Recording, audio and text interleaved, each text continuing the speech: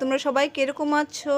রুমার বাংলার রান্নাঘরে তোমার সবাইকে ওয়েলকাম, নমস্কার, সত শ্রী আকাল। তো আজকে বসন্ত পঞ্চমী শুরু হয়ে গেছে, কালকে অবধি আছে, কিন্তু আমাদের ঘরে বসন্ত পঞ্চমী বা বলো সরস্বতী পূজা আমরা কালকে করব। তো এই দেখো আমি এখন সবজি কাটা বসেছি, খিচুড়ি করব, লাবড়া করব। এই দেখো মানে কাটছি, সবজির বাহার দেখো, এই যে দেখো এখন বসে বসে সবজি কাটবো।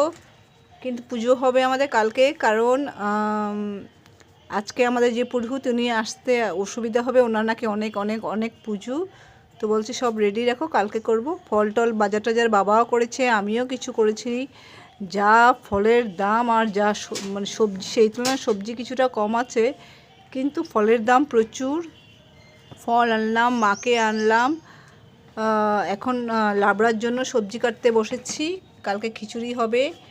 আমার ঘরে সরস্বতী পূজা বলো, গণেশ পূজা বলো, লক্ষ্মী পূজা বলো, আমার ঘরে খিচুড়ি আর লাবড়া মাস্ট বি।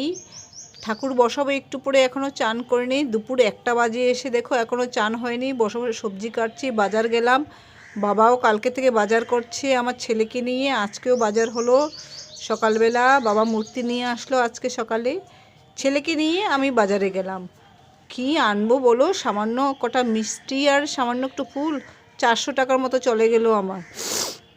জিনিসপত্রের যা যা দাম না, মানে কি বলবো। চলো এখন আমি সবজিগুলো কাটি, আধা হয়ে আছে। ক্যাবেজটা দেখো আরও রয়ে গেছে, ঠিক আছে। এই অর্ধেকটা কাটা হলো জাস্ট, বাকি আরও অনেক কাটা রয়ে গেল। তো পুজোর সাজ সরঞ্জাম সব আমি তোমাদের দেখাবো। এখনে আমি সবজিটা কেটে নিই, ঠিক আছে। এইটুকুনো কাটলাম, আরও অনেক বাকি, অনেক কাজ ঘরে।